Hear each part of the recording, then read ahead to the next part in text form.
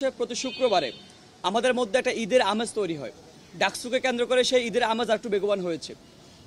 যথারীতি অনুযায়ী আজকে আমরা বিভিন্ন হলের মসজিদে আমরা নামাজ আদায় করেছি এবং শিক্ষার্থীর সাথে আমরা কুশল বিনিময় সম্পন্ন করেছি। আমরা আজকে একটা বিষয় স্পষ্ট করতে চাই, গণঅভ্যুত্থানের পরবর্তীতে কিংবা গণঅভ্যুত্থান আগে যে পরিস্থিতি, শিক্ষার্থীরা গণঅভ্যুত্থান পরবর্তী তারা একটা ট্রমার মধ্যে আছেন, তারা একটা শঙ্কার মধ্যে আছেন। আবারও তাকে দাসত্বের জীবনে ফিরে যেতে হয় কিনা, আবারও তাকে নিপীড়ন নির্যাতন গণরুম গেস্টরুমের মধ্যে তাকে ফসতে হয় কিনা, তারা শুধু এই শঙ্কার জায়গাটা আছেন। আমরা শিক্ষার্থীদেরকে আশ্বস্ত করতে চাই, আমরা শিক্ষার্থীদেরকে বিগত দিনে আমাদের কর্মকাণ্ডের মধ্য দিয়ে, বিগত ফ্যাসিবাদী আমলে আমাদের যে কর্মকাণ্ড, আমাদের যে হার নামানোর যে লড়াই, সে লড়াইয়ের আমাদের যে কৃতকর্ম, সেগুলোর মধ্য দিয়ে আমরা শিক্ষার্থীদের আশ্বস্ত করেছি। এবং আজকে এখান থেকে আমরা কমিটমেন্ট, আমরা অঙ্গীকার দিতে চাই, আমরা যে জুলাই গণঅভ্যুত্থানের যে স্পিরিট, যে শিক্ষাঙ্গনে আমূল পরিবর্তন আনব, শিক্ষাঙ্গনে যে নিপীড়ন নির্যাতন গণরুম গেস্টরুম কালচার পরিহার করব, সেই অঙ্গীকার আমরা আজকে পুনর্ব্যক্ত করতে চাই। আমরা বলতে চাই, ক্যাম্পাসের মধ্যে, শিক্ষাঙ্গনের মধ্যে আমূল পরিবর্তন তখনই সম্ভব যখন এই ক্যাম্পাসের রাজনৈতিক ব্যবস্থা একটা সুস্পষ্ট রূপরেখা কাঠামো তৈরি করা সম্ভব, তখনই আমরা ক্যাম্পাসের মধ্যে আমূল পরিবর্তন আনতে পারব।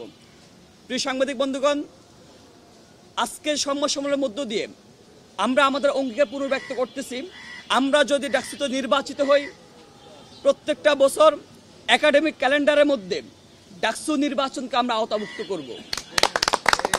আপনি জানেন, 90 গণঅভ্যুত্থান পরবর্তীতে এই ঢাকা বিশ্ববিদ্যালয় সহ প্রত্যেকটা শিক্ষাঙ্গন একটা আমূল পরিবর্তনের স্বপ্ন দেখিয়েছিল, কিন্তু আমরা দেখেছি 90 গণঅভ্যুত্থান পরবর্তী যে দল ক্ষমতায় এসেছে, তারা একবার ডাকসু নির্বাচন দেওয়ার পর আর কোনো নির্বাচন দেয় নাই। কারণ তারা একটা ভয়ের মধ্যে আছে, যখন যে সরকার ক্ষমতায় যায় তারা স্বৈরাচার হয়ে উঠতে চায়। তারা সবচেয়ে বেশি বাধার সম্মুখীন শিক্ষার্থীদের কাছ থেকে। তারা চায় না যে শিক্ষার্থীরা স্বাধীনভাবে ক্যাম্পাসে জীবনযাপন করুক, তারা চায় তাদেরকে দাস বানিয়ে রাখতে চায়। কৃত্রিম একটা সিট সংকট তৈরি করে শিক্ষার্থীদের দুর্বলতার জায়গাকে আঘাত করে তাদেরকে বোকা বানিয়ে রাখতে চায়, তাদেরকে জিম্মি করে রাখতে চায়।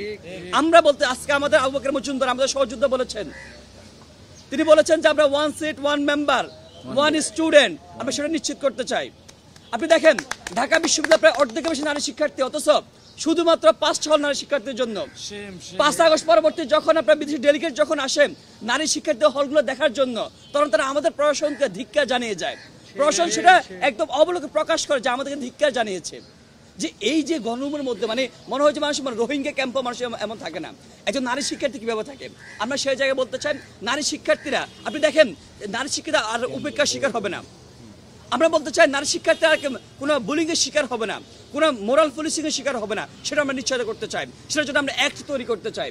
প্রিয় উপস্থিতি, আজকে আমরা দ্বিতীয় যে গুরুত্বপূর্ণ বিষয় নিয়ে আলোচনা করবো, আপনারা জানেন গত কয়েকদিন আগে আমরা সংবাদ সম্মেলনের মধ্য দিয়ে বলেছি যে বিশ্ববিদ্যালয় প্রশাসন হয়তোবা কোন একটা পক্ষের ইন্ধন নিয়ে তারা একটা কারসাজি করতেছেন, নারী শিক্ষার্থীদেরকে ভোট কেন্দ্র যাওয়ার জন্য তারা নিরুৎসাহিত করতেছেন। আমরা কারণ দেখিয়েছিলাম, কি জানেন, যে টিএসসির মতো জায়গায় 14,000 নারী শিক্ষার্থীর জন্য 3টা নারী হলের জন্য তারা ভোট কেন্দ্র তৈরি করেছেন। তারা একটা অস্বাভাবিক একটা পরিকল্পনা দিয়েছেন, সেখানে নাকি শুধুমাত্র টিআরসিতে 176টা বুথ তারা স্থাপন করবেন।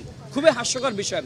আমাদের দাবির পরিপ্রেক্ষিতে বিশ্ববিদ্যালয় প্রশাসন তারা নারীদের 3টে হল টিআরসিতে একটা সুফি কামাটা নিয়ে গেছেন, তাদের ঠিক পাশে কার্যালয় নিয়ে গেছেন, একই সাথে আপনার রোকেয়া হল অন্য জায়গায় নিয়ে গেছিলেন। কিন্তু আমরা যে দ্বিতীয় যে দাবিটা জানিয়েছিলাম, আমাদের যে বঙ্গমাতা এবং কুয়েত মৈত্রী হল, আমরা দেখিয়েছিলাম যে বঙ্গমাতা কুয়েত মৈত্রী হলের ঠিক পাশে সমাজ কল্যাণ এবং গবেষণা ইনস্টিটিউট আছে। আমরা যদি নারী শিক্ষার্থীকে ভোটদানে অনুপ্রাণিত করতে চাই, তাহলে আমরা তাদেরকে সেই সুদূর বঙ্গমাতা কুয়েত মৈত্রী হল থেকে ঢাকা বিশ্ববিদ্যালয় ক্লাবে এত অস্বস্তি দিয়ে, এত দূরত্ব দিয়ে তাদেরকে এত ভোগান্তির শিকার করার কোনো মানে হয় না।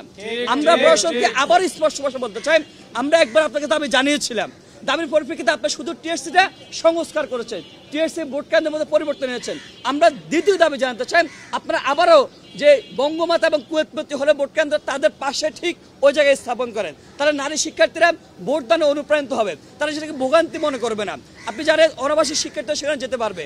আমরা আজকের সমস্যার মধ্যে থেকে আবারও প্রশ্ন দাবি জানাতে চাই যে শিক্ষার্থীকে, বিশেষ করে নারী শিক্ষার্থীদেরকে ভোটদানের জন্য অনুপ্রাণিত করেন। যখন নাকি আপনার মনোনয়ন উত্তোলনের সময় আমরা দেখছি ছাত্রদল একজন প্রার্থী তানভীর হামিম, তিনি হচ্ছে সুস্পষ্ট যে বিধিবিধান আছে আচরণবিধি তিনি সেটা লঙ্ঘন করেছেন। তিনি সেখানে হচ্ছে ওই যে 30 জন মেম্বার নিয়ে তিনি সেখানে গেছেন, মুহুর্মুর করে তারা দিয়ে আতঙ্কিত পরিবেশ তৈরি করেছেন। একই সাথে তিনি সেটা হচ্ছে স্লোগানদের মধ্য দিয়ে তিনি সুস্পষ্ট যে আচরণবিধি আছে তিনি সেটাকে বৃদ্ধাঙ্গুলি দেখিয়ে ওই যে তিনি যে মিছিল দিয়েছেন, মুহুর্মুর তালি দিয়েছেন, স্লোগান দিয়েছেন, বিকৃত স্লোগান দিয়েছেন, সেগুলো নিজস্ব অ্যাকাউন্টে তিনি প্রচার করেছেন।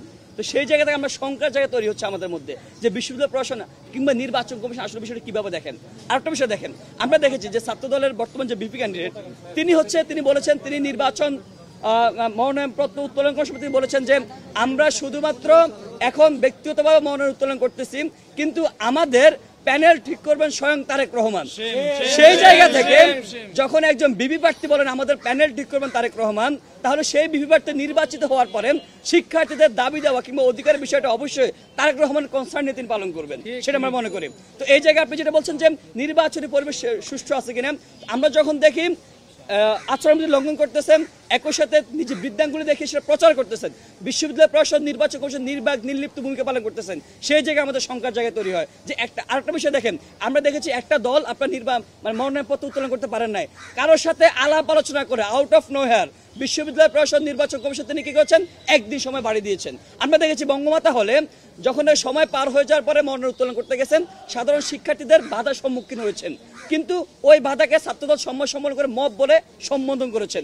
একই সাথে আমরা দেখেছি ছাত্রদল যখন মব বলে সম্বোধন করেছেন, তখন আমাদের বিশ্ববিদ্যালয় প্রশাসন যারা যে সাধারণ শিক্ষার্থীরা প্রতিরোধ তৈরি করেছে তাদের বিরুদ্ধে তদন্ত করার জন্য তারা প্ল্যান পরিকল্পনা করতেছেন। এটা আমাদের জন্য একটা অশনীয় সংকেত। আমরা মনে করতেছি যে বিশ্ববিদ্যালয় প্রশাসন বিগত 1 বছর যেভাবে লেনদি করেছেন, আমরা মনে করতেছি বিশ্ববিদ্যালয় প্রশাসন এখন জুজুর বয়ের মধ্যে আছেন। সেই জায়গায় সেই জুজুর বয়টা সেটা আমাদের আশঙ্কার জায়গা। আরেকটা বিষয় আপনি যেটা বলছেন, দেখেন যে অনলাইনে নানান রকমের প্রোপাগান্ডা চালানো হয়, এই অনলাইনের জায়গাটা আমাদের শঙ্কার জায়গা। আপনি দেখেন ব্যক্তিগত ক্যারেক্টার অ্যাসিনেট করা হয়। বিশ্ববিদ্যালয়ের একটা শিক্ষার্থী সংসদ নামে 2টো গ্রুপ আছে, সেই গ্রুপগুলো আমরা দেখছি বট আইডি দিয়ে কীভাবে হচ্ছে গিয়ে মানে কি নির্বাচনের পরিবেশ যদি অস্থিতিশীল করার জন্য যে পায়তারা করা হয় সেটা অনলাইন কেন্দ্রিক বেশি হয়। সেই বিষয়ে আমরা বারবার করে কনসার্ন জানিয়ে আসতেছি।